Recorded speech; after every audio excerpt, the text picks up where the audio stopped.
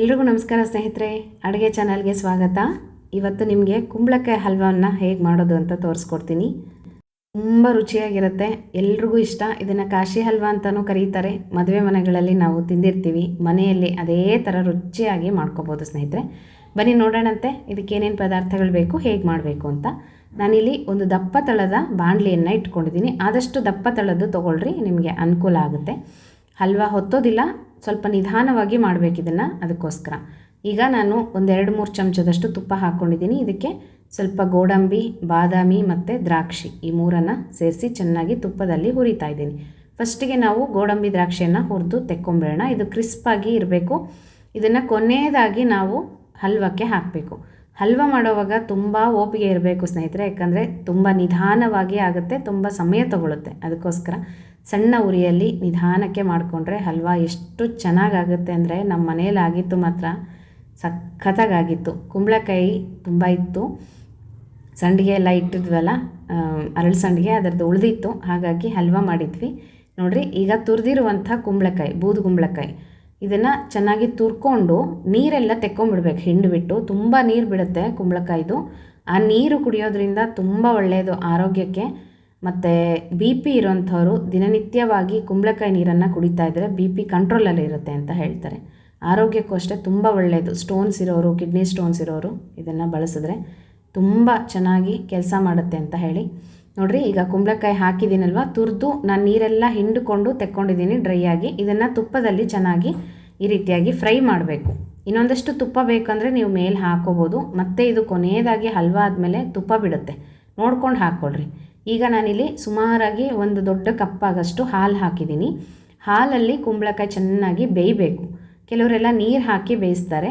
ಹಾಲು ಹಾಕಿ ಬೇಯಿಸಿದರೆ ತುಂಬ ಟೇಸ್ಟಾಗಿ ಆಗುತ್ತೆ. ನಿಮಗೆ ಎಷ್ಟು ರುಚಿ ಬರುತ್ತೆ ಅಂದರೆ ಅದು ತುಂಬ ರುಚಿಯಾಗಿ ಆಗುತ್ತೆ. ನೋಡಿರಿ, ಈಗ ಇಷ್ಟು ಕುಂಬಳಕಾಯಿ ಎಲ್ಲನೂ ಮುಳುಗುವಷ್ಟು ಹಾಲನ್ನು ಹಾಕಿದ್ದೀನಿ. ಚೆನ್ನಾಗಿ ಮುಚ್ಚಿ ಒಂದು 10 ನಿಮಿಷ ಇದನ್ನು ಬೇಯಿಸ್ಕೋಬೇಕು ಸಣ್ಣ ಉರಿಯಲ್ಲಿ. ನೋಡಿರಿ, ಹಾಲೆಲ್ಲನೂ ಚೆನ್ನಾಗಿ ಇಂಗಿದೆ, ಎಲ್ಲನೂ ಡ್ರೈ ಆಗಿದೆ ಅಲ್ವಾ. ಇದನ್ನು ಸ್ವಲ್ಪ ಕುದಿಲಿ. ಹೀಗೆ ನಿಧಾನಕ್ಕೆ ಸಿಮ್ಮಲ್ಲಿ ಅಥವಾ ಮೀಡಿಯಮ್ ಫ್ಲೇಮಲ್ಲಿ ಇಟ್ಕೊಂಡು ಹಲ್ವಾ ಮಾಡ್ಕೋಬೇಕು. ಬೂದು ಕುಂಬಳಕಾಯಿ ಹಲ್ವಾ ತುಂಬ ರುಚಿ ಇರುತ್ತೆ. ನಾವೆಲ್ಲ ಕಡೆ ಮದುವೆ ಮನೆಗಳಲ್ಲಿ ಬೆಳಗ್ಗೆ ತಿಂಡಿಗೆ ಮಾಡಿರ್ತಾರೆ ಅಲ್ವಾ, ಇಡ್ಲಿ ಕಾಶಿ ಹಲ್ವಾ ಅಂದ್ಬಿಟ್ಟು ಮಾಡ್ತಾರೆ. ನನಗಂತೂ ತುಂಬ ಇಷ್ಟ, ತುಂಬ ಚೆನ್ನಾಗಿರುತ್ತೆ. ಕ್ಯಾರೆಟ್ ಹಲ್ವಾ ಹೇಗೆ ಮಾಡ್ತೀವೋ ಅದೇ ಥರನೇ ಕುಂಬಳಕಾಯಿ ಹಲ್ವಾನು. ಕುಂಬಳಕಾಯಿ ಸ್ವಲ್ಪ ಬೇಗ ಬೇಯುತ್ತೆ. ನಾವೀಗ ಮಜ್ಜಿಗೆ ಹುಳಿ ಮಾಡಿದಾಗ ಎಷ್ಟು ಚೆನ್ನಾಗಿ ಬೇಯುತ್ತಲ್ವ, ಅದೇ ಥರನೇ ತುರಿದಿರೋದು. ನೋಡಿರಿ, ಎಷ್ಟು ಡ್ರೈ ಆಗಿದೆ. ಹಾಲೆಲ್ಲನೂ ಹೀರ್ಕೊಂಡು ಕುಂಬಳಕಾಯಿ ಸಹ ಚೆನ್ನಾಗಿ ಬೆಂದಿದೆ. ಹೀಗೆ ಡ್ರೈ ಆಗಬೇಕು. ಮತ್ತು ಈಗ ಇದಕ್ಕೆ ಸಕ್ಕರೆ ಹಾಕೋಣ. ನಾನಿಲ್ಲಿ ಒಂದು ದೊಡ್ಡ ಕಪ್ಪಷ್ಟು ಸಕ್ಕರೆ ತೊಗೊಂಡಿದ್ದೀನಿ. ಕುಂಬಳಕಾಯಿ ಎಷ್ಟು ತೊಗೊಂಡಿದ್ದೀನಿ ಅಂದರೆ ಸುಮಾರು ಒಂದು ಅರ್ಧ kg ಅಷ್ಟು ಇರ್ಬೋದು. ಅಷ್ಟು ಕುಂಬಳಕಾಯಿ ತೊಗೊಂಡಿದ್ದೀನಿ. ಒಂದು ದೊಡ್ಡ ಕಪ್ಪಷ್ಟು. ಸಿಹಿಗೆ ನೋಡ್ಕೊಂಡು ಹಾಕ್ಕೊಳ್ರಿ. ಕೆಲವ್ರು ಜಾಸ್ತಿ ತಿಂತಾರೆ, ಕೆಲವ್ರು ಕಡಿಮೆ ತಿಂತಾರೆ ಸಿಹಿ. ಹಾಗಾಗಿ ಅದು ನಿಮಗೆ ಬಿಟ್ಟಿದ್ದು, ನಿಮ್ಮ ಅನುಕೂಲಕ್ಕೆ ನೋಡ್ಕೊಂಡು ಹಾಕ್ಕೊಳ್ರಿ. ನಮ್ಮ ಮನೆಯಲ್ಲಿ ಸ್ವಲ್ಪ ಸಿಹಿ ಜಾಸ್ತಿ ತಿಂತಾರೆ. ಸ್ವೀಟ್ ಆದಮೇಲೆ ಸಿಹಿನೇ ಇರಬೇಕು, ಸಪ್ಪೆ ಇದ್ದರೆ ಚೆನ್ನಾಗಿರೋದಿಲ್ಲ. ಈಗ ನೋಡಿರಿ, ಹೇಗೆ ಗ್ಲಾಸಿ ಥರ ಆಯ್ತಲ್ವ, ಈ ಥರ ಟ್ರಾನ್ಸ್ಪರೆಂಟ್ ಆಗುತ್ತೆ ಅದು ಹಲ್ವಾ. ಹಾಗೆ ನೋಡ್ತಾ ಇದ್ದೀರಲ್ಲ ಕುಂಬಳಕಾಯಿ, ಇದನ್ನು ಮತ್ತೆ ಬೇಯಿಸ್ಕೋಬೇಕು. ಆ ನೀರಿನ ಅಂಶ ಅಂದರೆ ಸಕ್ಕರೆ ಎಲ್ಲ ಕರಗಿ ಹೀಗೆ ನೀರಾಗಿ ಆಗುತ್ತೆ. ಇದೆಲ್ಲನೂ ಮತ್ತೆ ನೀರೆಲ್ಲ ಹೋಗಿ ಆ ಸಕ್ಕರೆ ಅಂಶ ಎಲ್ಲ ಕುಂಬಳಕಾಯಿ ಹೀರ್ಕೋಬೇಕು. ಬೂದು ಕುಂಬಳಕಾಯಿ ಮತ್ತೆ ಡ್ರೈ ಆಗುತ್ತೆ. ಇದು ಅಲ್ಲಿ ತನಕನೂ ಕುದಿಸ್ಕೋಬೇಕು. ಹೀಗೆ ಆವಾಗವಾಗ ಮುಚ್ಚಿಬಿಟ್ಟು ಚೆನ್ನಾಗಿ ಕುದಿಸ್ಕೊಂಡ್ರೆ ನೋಡಿರಿ, ಈಗ ಆ ನೀರಿನ ಅಂಶ ಎಲ್ಲ ಹೋಗಿದೆ. ಎಷ್ಟು ಗ್ಲಾಸ್ ಥರ ಕಾಣ್ತಾ ಇದೆ ಅಲ್ವಾ ನಿಮಗೆ. ಹೀಗಾಗಬೇಕು. ಹೀಗಾಗಿದೆ ಅಂದರೆ ಕುಂಬಳಕಾಯಿ ಚೆನ್ನಾಗಿ ಬೆಂದಿದೆ ಅಂತ ಅರ್ಥ. ಈಗ ಇದಕ್ಕೆ ನಾನು ಇನ್ನೊಂದು 2 ಚಮಚದಷ್ಟು ತುಪ್ಪ ಹಾಕ್ತಾಯಿದ್ದೀನಿ, ಸಣ್ಣ ಸ್ಪೂನಲ್ಲಿ. ನೋಡಿರಿ, ಸ್ವಲ್ಪ ಮೇಲೆ ತುಪ್ಪ ಹಾಕ್ತಾ ಮಾಡಿದ್ರೆ ತುಂಬ ಚೆನ್ನಾಗಾಗುತ್ತೆ ಅಲ್ವಾ.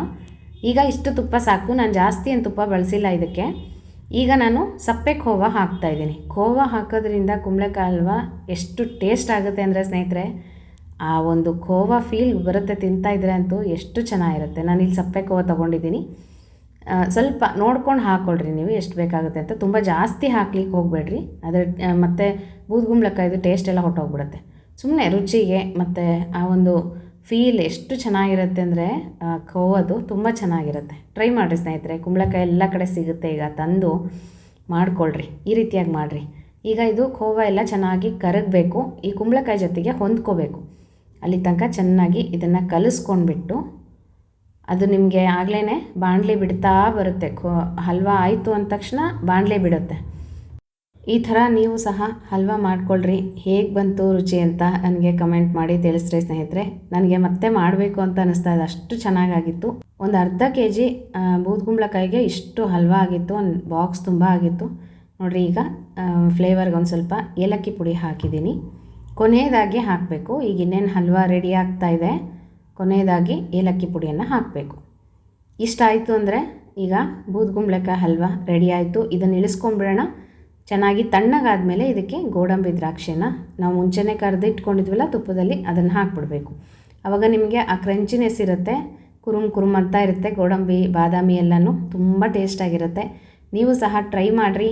ಹೇಗೆ ಬಂತು ಅಂತ ನನಗೆ ಕಮೆಂಟ್ ಮಾಡಿ ತಿಳಿಸೋದು ಮರಿಬೇಡ್ರಿ. ಇನ್ನೊಂದಷ್ಟು ಸಂಡಿಗೆ ವಿಡಿಯೋನೂ ಇದೆ, ನೆಕ್ಸ್ಟ್ ವಿಡಿಯೋದಲ್ಲಿ ಹಾಕ್ತೀನಿ ಸ್ನೇಹಿತರೆ. ಮತ್ತು ಮುಂದಿನ ವಿಡಿಯೋ ಒಟ್ಟಿಗೆ ಸಿಗ್ತೀನಿ. ನಮಸ್ಕಾರ.